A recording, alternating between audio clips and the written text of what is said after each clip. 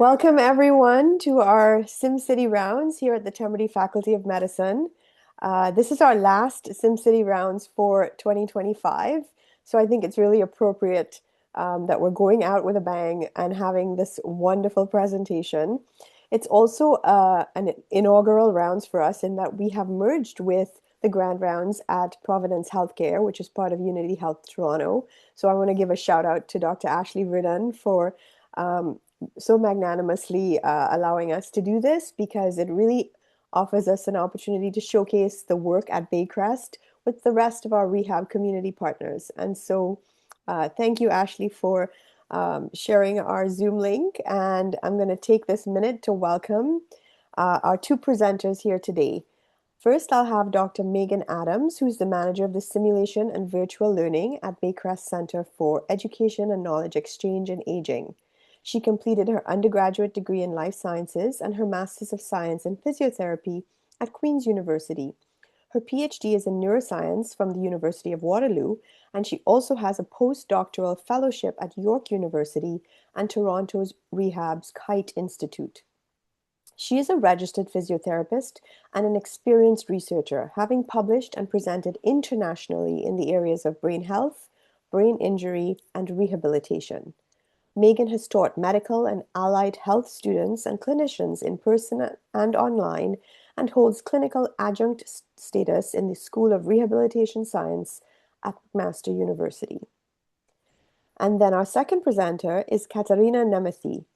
She's the manager of e-learning and edtech at Baycrest Academy for Research and Education for over 13 years, with experience in the field of e-learning, instructional design, and educational technologies, with a focus on healthcare and health promotion. She is a co-instructor for the Educational Technology for Health Profession Education Master's course through the Dalai Lama School of Public Health. She has presented at dozens of conferences and workshops on the topics of online asynchronous teaching, instructional design, videos for education, VR for healthcare, education, and on edtech tools and techniques. Thank you both for gracing us with your presence, and we're so excited for what you're about to share. I'm going to pass it over to you. Thank you. Am I sharing the right screen? You are. It looks good. All right. I realize we didn't decide who's doing this slide, so Meaghan, I'll start. Okay, go. So today we are going to present on a tool that we call the Virtual Reality Trigger Room. And more broadly speaking, how we're using immersive simulation to understand responsive behaviors in dementia. And I haven't thanked you, but thank you for having us. And we're very excited to be here with you today. I think this one's on you, Meaghan. Okay. So our learning objectives are we want to spend some time discussing the development and evaluation of a virtual reality simulation activity to understand environmental triggers for responsive behaviors in people living with dementia. And then we want to talk about how we disseminate these types of activities to different groups of clinical learners and talk a little bit with you about the pros and cons of virtual reality simulation as a self-guided learning tool. So I thought it would be helpful to just set the stage. I find even though we've developed things in VR, the terminology is I'm always like, I'm not exactly sure. AR, XR. So rather than define them very distinctly, I kind of think of it as a spectrum of immersion. So reality on the far left, what we're using the term immersive 360. So it's a 360-degree experience, but using either a laptop or a device. And that experience on the laptop or device, in our instance, is actually the same as the experience on the far right. So in the fully immersed version, just in a more accessible format. And then we have these other levels of immersion in between. And the reason I wanted to use those definitions is I thought we could do a bit of a whiteboarding activity and or use the chat, whatever you're more comfortable with. And I'm just going to make sure I'm turning annotate on. So, give me a second. There's my Zoom bar. I just want to make sure annotate is turned on. So if you hover your screen, or if you're on a device, then tap your screen. You should see a little pencil icon. It's usually green. If you click that, you'll get all the annotation features. So we're hoping we can either ideate together or share reflections, whether you've developed in AR, VR, or XR, or anything across that spectrum, or if you've experienced it as a learner or experienced it for fun. What are your learnings or maybe impressions of the pros and cons of using immersive reality in simulation? And if you need me to repeat any instructions, I can do that too.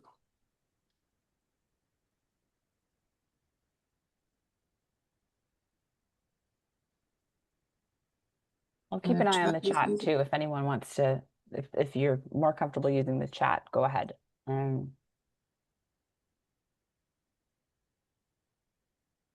Or open mic.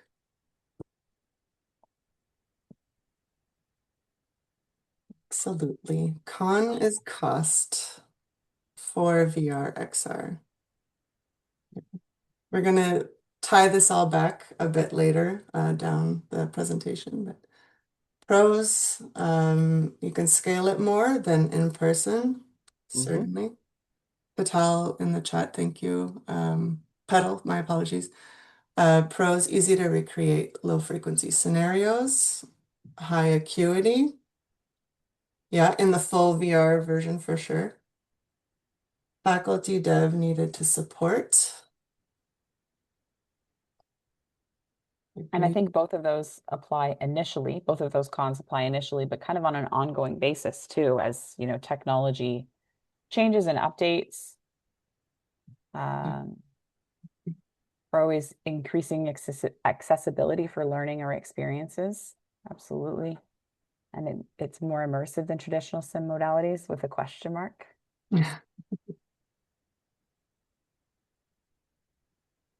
Yeah, I think you can keep them coming if things come in the chat for now. Con risk of cyber sickness. Yes, that's true. Yeah. Um, I think everything shared would reflect our experience as well, and we're gonna tie that in as we proceed. Before we get into the technology part of this, I wanted to give a bit of a primer about responsive behaviors, and the geriatric psychiatrists in the group can tune me out for a few minutes. But the context is there are 55 million people roughly currently worldwide living with dementia, and responsive behaviors are common and expected to rise as our population continues to age. Responsive behaviors are non-cognitive symptoms. They're common in people living with dementia. They can include things like agitation, disinhibition, depression, apathy, irritability, and they are a significant source of caregiver distress. The one of the ideas that we can use to explain responsive behaviors is known as the unmet needs hypothesis. And it's the idea that someone living with dementia isn't able to effectively communicate what if something is wrong, and that comes out, it's manifested behaviorally instead of how uh, you or I might say something is wrong or get up and do something about it. um, to date, we do a lot of education about responsive behaviors because for caregivers, understanding an unmet need is the first step to beginning to mitigate it and improving comfort and quality of life. And in many cases, these unmet needs can relate to things in the environment. So think the room is too hot or too cold, the TV is too loud or not loud enough, it's too bright or too dark, to those sorts of things. Um, education in Ontario, when we did a bit of an environmental scan, it's been limited. It's been limited to synchronous workshops, so things like gentle persuasive approach or pieces, and asynchronous e-learning. But a really important objective of this type of learning is creating empathy, or developing empathy or perspective taking to understand and mitigate things that may be leading to responsive behaviors. It's important for the caregiver to step into the shoes of the person living with dementia and see things from their perspective. And we would argue that VR presents an opportunity to do this in a new and really effective way. And I think we talk a bit more about that on the next slide. Yes. So, briefly, as briefly as I can, an overview of sort of how we teach about or facilitate on responsive behaviors at Baycrest. Given we are Baycrest, so we provide the continuum of care for older adults. So we have a long-term care home. I'm not sure if everyone knows. A non-acute hospital, assisted living facility, and did I miss one? I might have missed one, but essentially it is important for everyone on staff to understand responsive behaviors, at least at the most basic level. So it is part of our core curriculum. So top left here is a snapshot of what our e-learning looks like. It provides contextual information. We also use branched video scenarios. Top row middle, in not the advent of VR, because I know that was a long time ago, but when VR kind of started to boom, we also experimented with VR. So this experience, it was a passive video that you would watch on not a full headset, but the thing where you would slip your phone in. Don't remember the terminology. And you met Clarence, who was a person living with dementia, and his caregiver. And Clarence we scripted it for him to exhibit a few of the 8 A's of dementia. So these are characteristic behaviors that may occur. And the video would flip from first to third person perspective. Sometimes you would be in Clarence's shoes and seeing what he's seeing, and other times you'd be a fly on the wall and see how he's interacting with his caregiver. When we evaluated this, we did find what we were expecting, and that this experience did increase empathy for the learners. We built on that, and this experience, the screenshot on the far right, top row, where we used the same video, but we layered it with questions and feedback regarding the 8 A's of dementia and some triggers for responsive behaviors and how to mitigate them. We did just a soft evaluation, so we weren't measuring any statistical analyses, but we had a group of healthcare students practice this activity on both a desktop Immersive 360 as well as a headset. And both of them found it to be quite effective, both increased empathy, but as well as being more confident in understanding the 8 A's and responsive behaviors just generally. Taking our learnings from that, we then developed a tool called the virtual trigger room. Initially, this was actually an in-person workshop. So it was, I believe, run on our interprofessional day. So different healthcare worker providers would be in a room, and there would be triggers of environmental triggers of responsive behaviors planted throughout the room, and they had to identify what they were.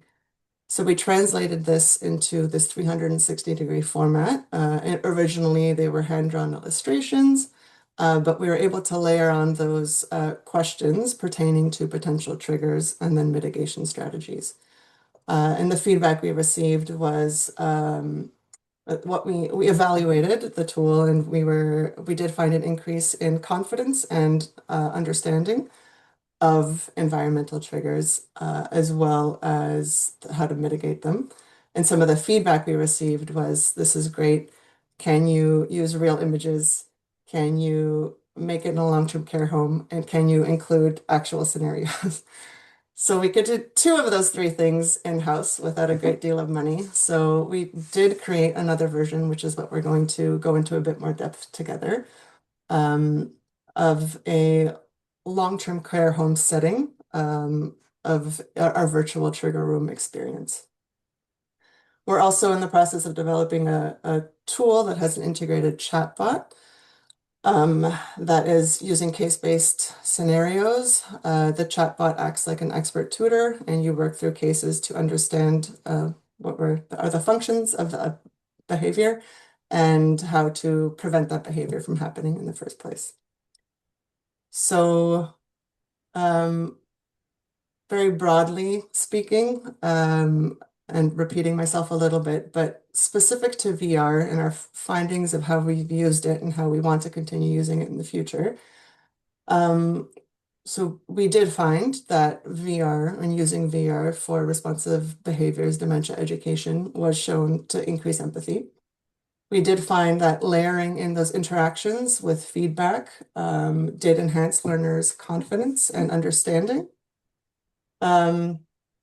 But we also found, similar to some of the cons that were described earlier, maintaining the software and headset compatibility proved rate limiting. And that's specific to one of these, if you can see my mouse hovering here, we ran a feasibility study. The PI was Jordan Holmes. At the time, he was with Michener, NU of Ottawa. And this experience was, you had a professional simulated patient, sorry, I'm losing my terminology. Simulated actor, not actor, my apologies. Meaghan, SP, SP, simulated there we go. participant. Yeah, you're good. Participant, darn. Who acted as a person with dementia. And then we had a student, also in a VR headset. And the impetus behind this was that this SP could escalate their behavior in a virtual environment in a more safe manner.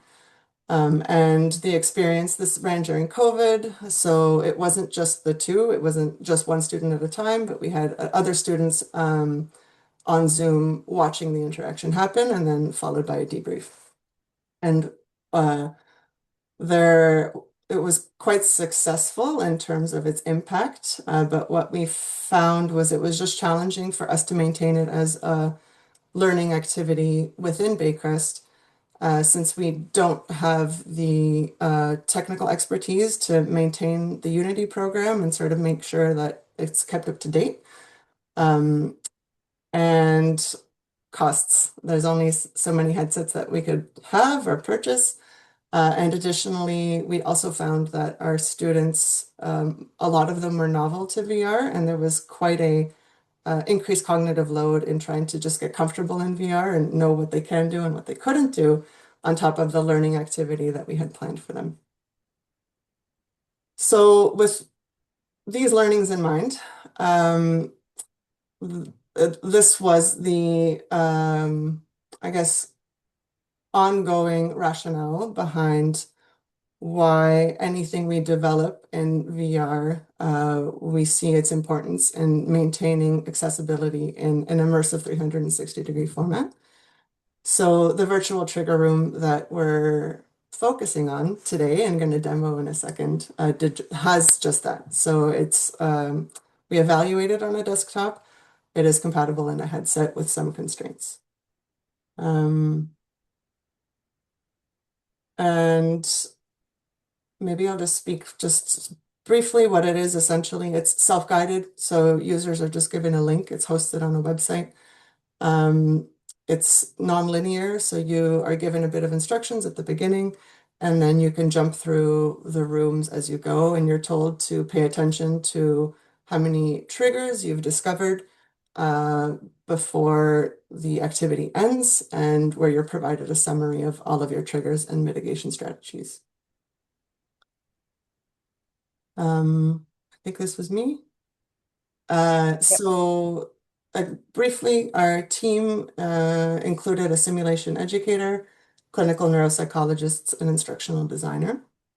So I would say the development process, like any other, I guess, self-guided learning activity, was quite similar.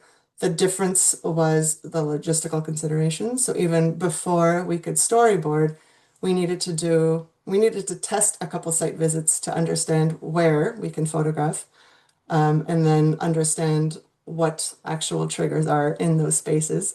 So we knew how to then design moving forward. So similarly, when we were developing, so after storyboarding, just coordinating with administrators and healthcare providers in the long-term care home, finding a time that we were as to not be obtrusive or obstructive to anyone's work. Then, of course, we needed to photograph in an empty room. So as soon as one became available, we had like 12 hours to decide that we had to go and take our photographs, be ready with all our props, in order to take the images, and then evaluation, of course. So onto the demo of the tool. Yeah, so Kat's going to pull up the tool and then we get to experience it. So if you look along the bottom of your screen, it says common room, hallway, bedroom, shower room, bathroom. So any preferences? If you can unmute and say, or you can put in the chat where you think we should start. If you don't go quick, I'm going to choose for us. Common area. Common area. Thanks, Michael. Okay. So as you can see, these are photos we took, as Kat was saying, 360 images in the long-term care home that is part of the Baycrest campus. This one we do have, it was not empty of residents. So we did some work to de-identify them. And there's these pink like hot spots. So let's click on that picture with the pink hotspot. Could a painting be a potential trigger? What do you think? Yes or no? Yes. Yes. Okay. Yes, we got a few yeses. Let's see.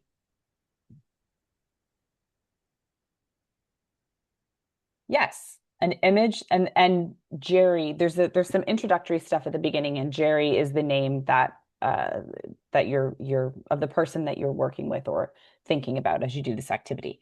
So an image that is just scary or disturbing could trigger a responsive behavior. So then you close that, and then it asks you, what could you do to mitigate this potential trigger? Select the best choice. So you could remove all artwork from the walls. You could cover artwork with a sheet, or you could hang more pleasant images instead. So C, let's say C is the best choice here.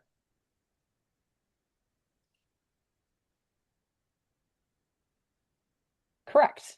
Try hanging more pleasant images, and then it gives you a little bit of information to kind of learn from, or make some choices that relate to that trigger. So that one's about the painting. Let's go to, can we go to the bathroom, Kat? Yeah. The bathroom's my favorite one. And let's click on that bathrobe. So could a hanging robe be a potential trigger? Yes, nodding. Yes, let's click yes, yes, yes.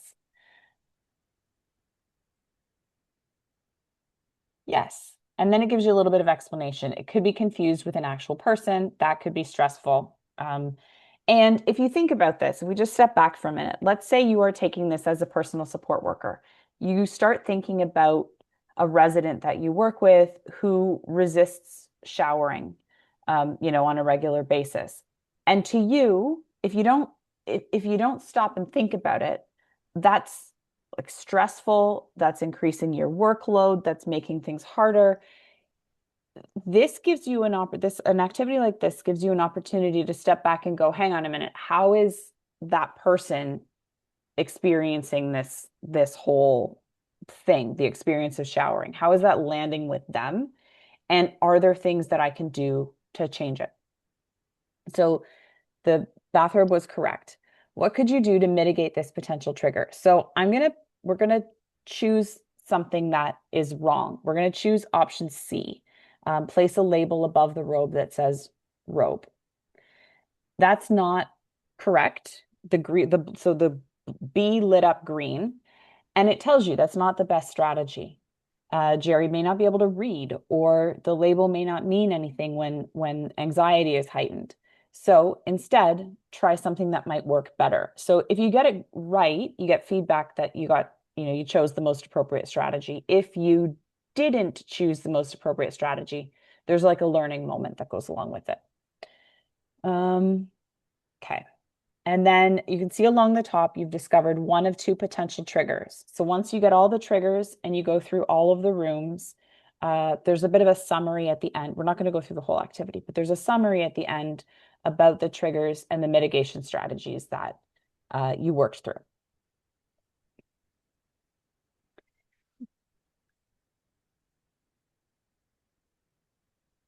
Okay. And then, so technically speaking, for anyone who might be interested, again, given some of our previous experiences, we had some of these tools on hand already. So we used the GoPro to shoot our own photographs. If anyone is interested, I think we already had this on hand. I think this is roughly $700. It comes with a quick app, which stitches the photos together. So the camera has a front and a back, and those two images come together to create one 360-degree image. I had to play around with this a little bit. I ended up using, so this is what a flat 360 image looks like. I needed Photoshop in some instances, so like to blur the faces or any identifying features. Some of the props, like a distressing painting, I had to Photoshop on top. And then we purposefully chose a tool that was out of the box, so didn't require me to have Unity or gaming knowledge. But 3D Vista was the tool that we found that still supported the multiple choice and the gaming options. I think it's primarily, I'm assuming it's most likely, or their biggest clients are in real estate because it does that really well. So jumping from room to room with pop-ups, but it did also support the multiple choice questions, and it can actually track um, points. So that's how I was able to track how many triggers you visited per each room.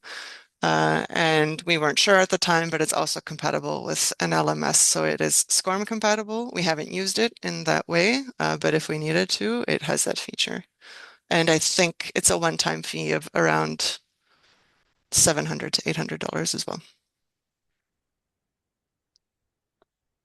So we did evaluate the activity, and we were interested in feasibility, change in knowledge, and change in confidence.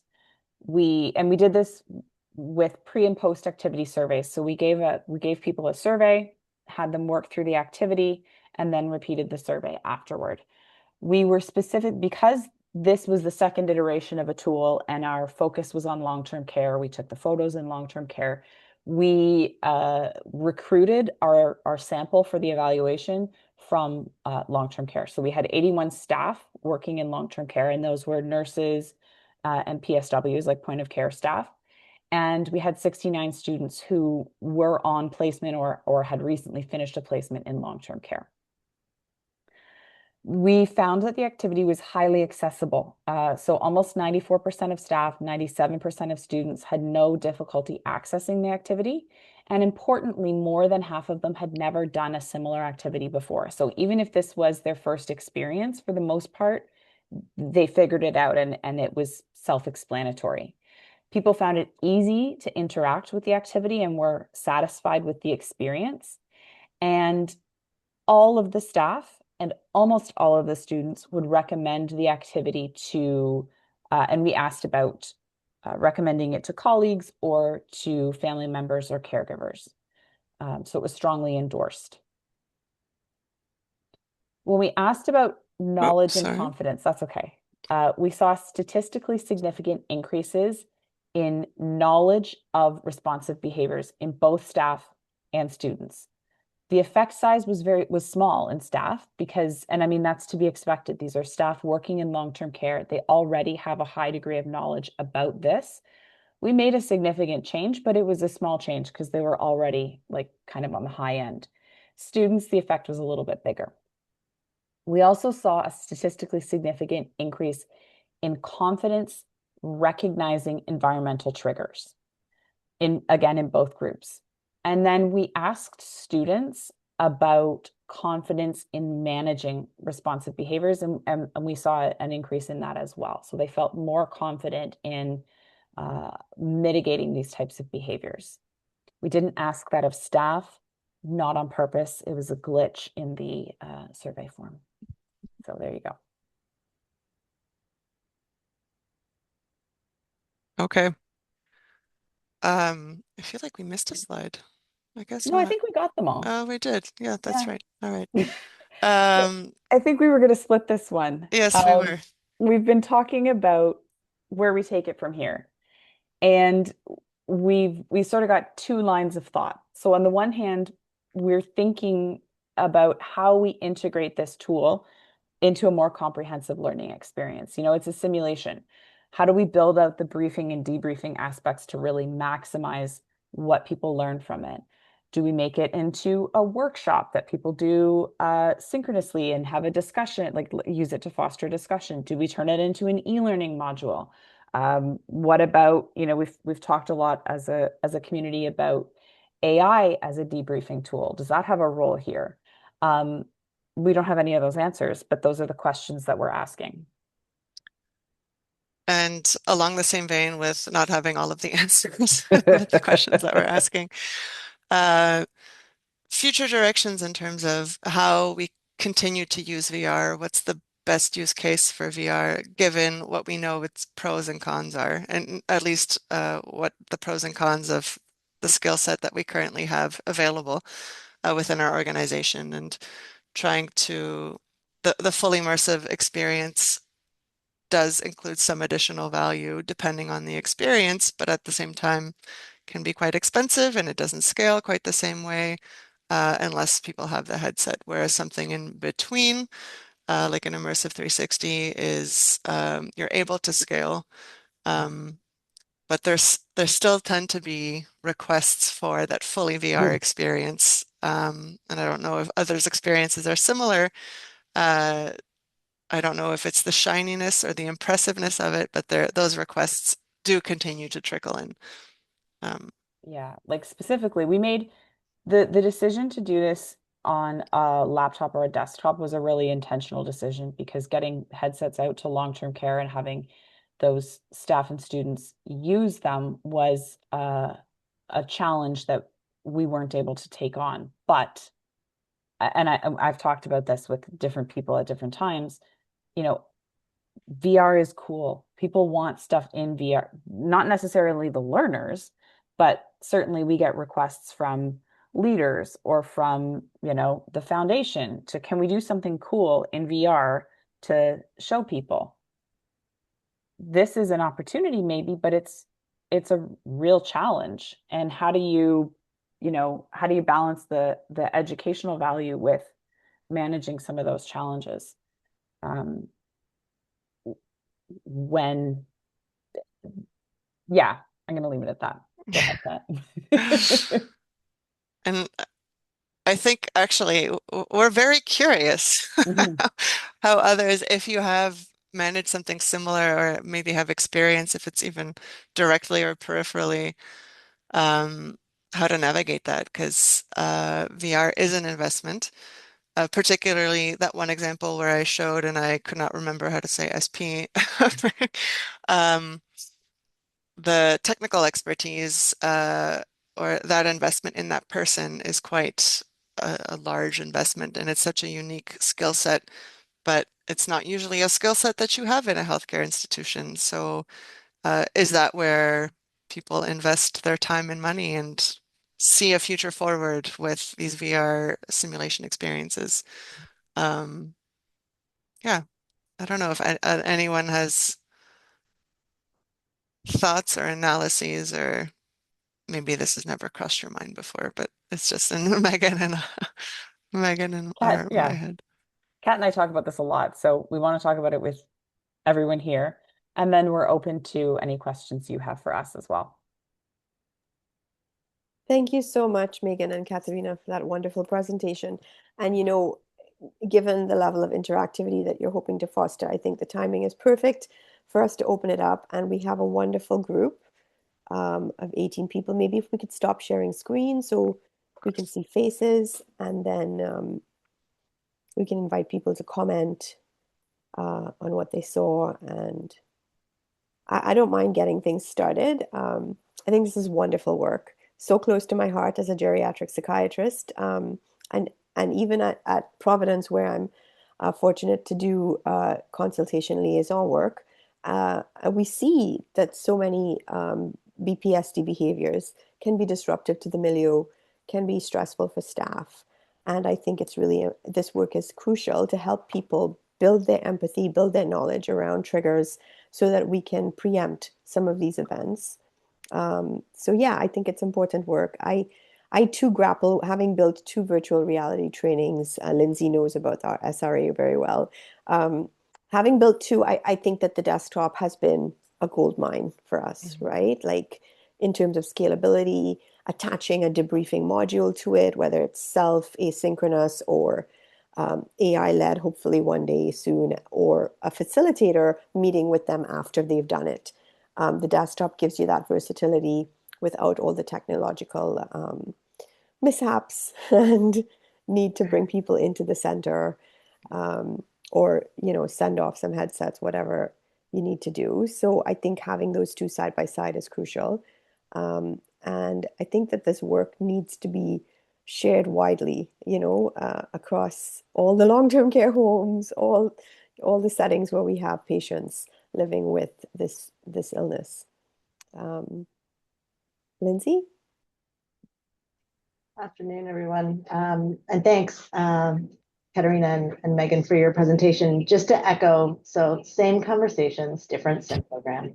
And we actually have data from some research we did that it takes about 12 times the resources to run something with a headset than it does on a desktop. Small pilot, there was one that we did with the body swaps modules. Let's talk about race. And we still use fax machines in our system. And so to expect then that we can have staff and folks just instantly transmit themselves into a headset is just not reasonable. So echoing Petal's comments, desktops have been a game changer for us in terms of scaling. But we still have to work with our IT departments to package the applications and files. And so it's been successful, but it still takes work of the managers and the admins kind of to do some of these pieces to be able to scale it. And then the final thing I will say is where we have had success and where we're being way more nuanced is in those initial conversations, we've got folks being like, wouldn't VR be cool? We're like, yes, and what kind of budget are you working with? And giving them here's what we currently have available internally. This is where we are. And Katerina, I want to commend you on your use of an innovative tool to be able to build something. Because it's hard. None of us are unlikely that many of us are programmers and have this skill set. And as someone who manages people, you invest in people and then they leave. And that specific knowledge then leaves with them. And so it's, I think, something that a lot of sim managers are talking about. And so I wonder, as we continue through Petal's leadership and others to create this community, how do we share across our community? And so we're not repeating ideas, and that could be sharing access to platforms, sharing, hey, we're also doing stuff around, responsive behaviors. Hey, we're doing, and seeing ways that we can collaborate together. That would be, more efficient and effective for all of us. And so just to put it out there, Unity Hub is always looking for partners.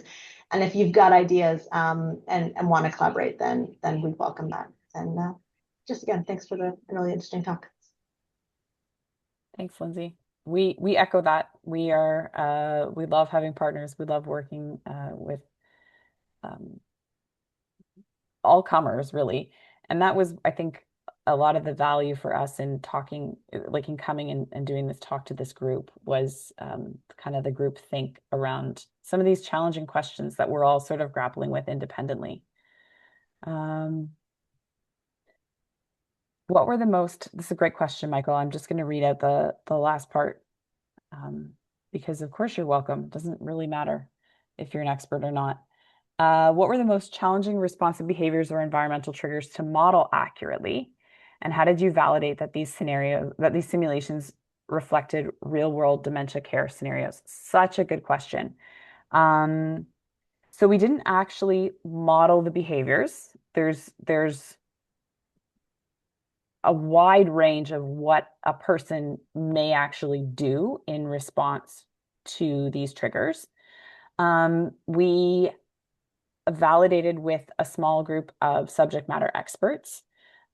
So we had a neuropsychologist, a couple neuropsychologists, a speech language pathologist, Clinical so yeah, neuropsychologist. yeah, a bunch of people that work every day with people living with dementia and critically people living with dementia in long-term care, um, to talk about what some of the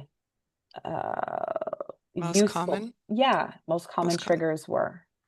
In terms of like challenging to model accurately, do you want to talk about that part, Kat? Because clearly, if you haven't picked up on it to this point, Kat is the technical wizard who did all of this really cool programming stuff.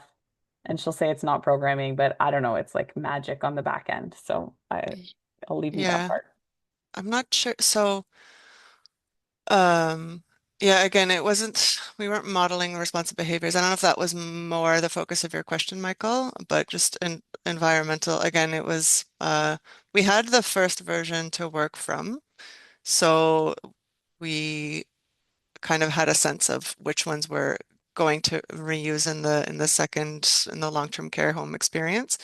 And then it was just a matter of working with those clinical neuropsychologists and them helping us understand, like in one example, um, we were going to put a trigger in a dining room experience, but the trigger there was potentially being too close to someone else.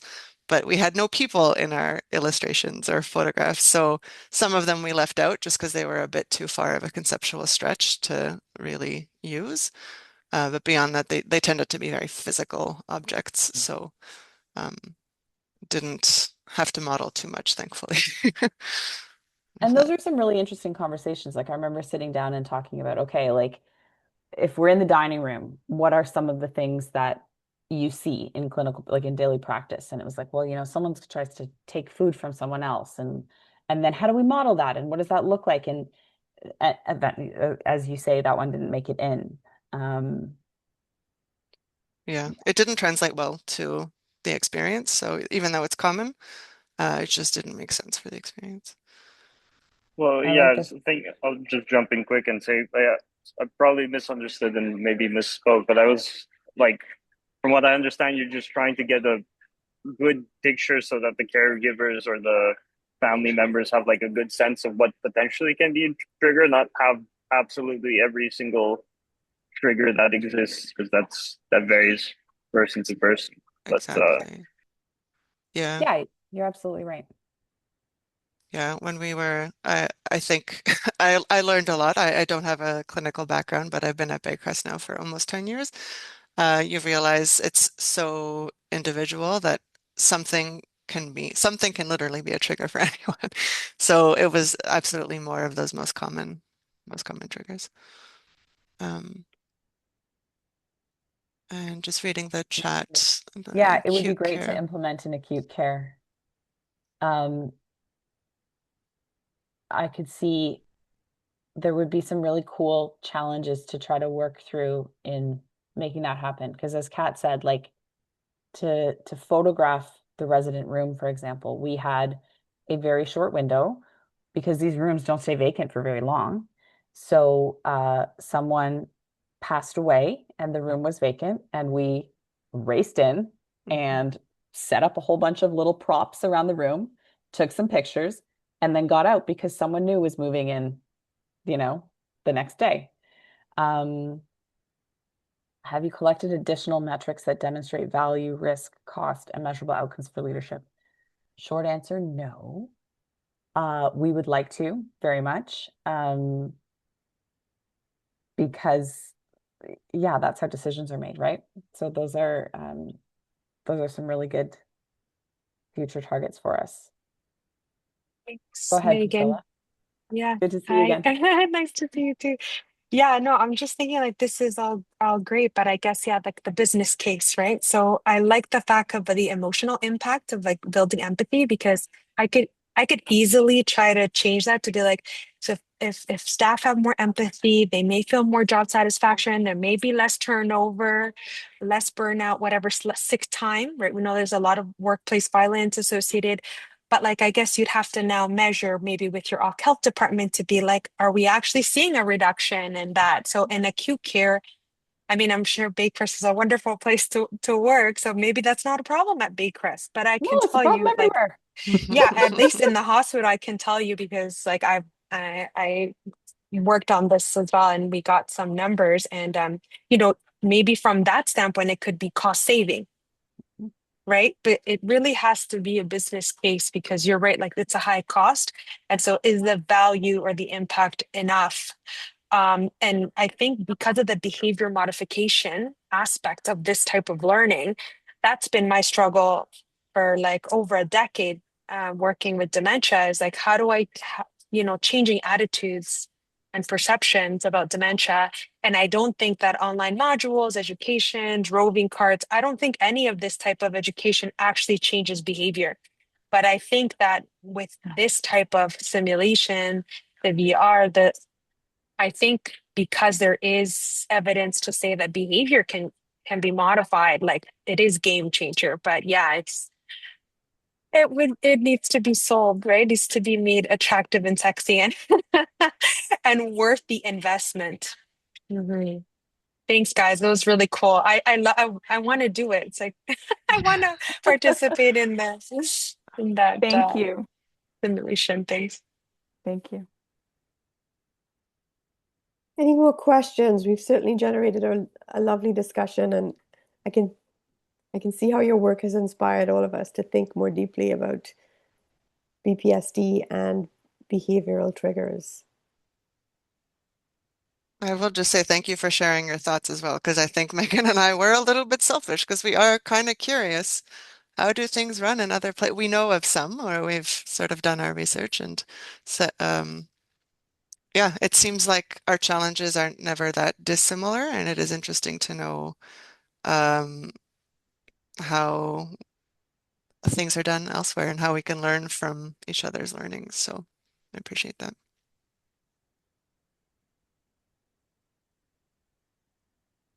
Any final thoughts? I think we'll be able to give people the gift of time today.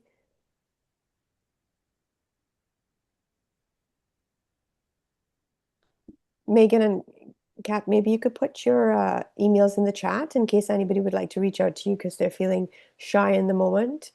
Um, Absolutely. and I'm going to let you know that this round was recorded and will be posted on our YouTube channel, SimCity News. So if you have colleagues, Priscilla, Michael, if you have colleagues you think would be interested, please direct them to the YouTube channel. Ricardo just popped it in the chat. And before I let everyone go, I just want to advertise. Ricardo, can you put up the slide? We we are wrapping up SimCity rounds for 2025, but we have an exciting set of rounds geared up to start us off in January. We have a primer refresh on debriefing, which is really critical to all our simulation work. So I'm hoping we'll get a great turnout for that by Elizabeth Horsley. In February, we have another merger with Providence Healthcare Unity Health, where we're going to talk about using VR simulation to teach suicide risk assessment in a rehab setting.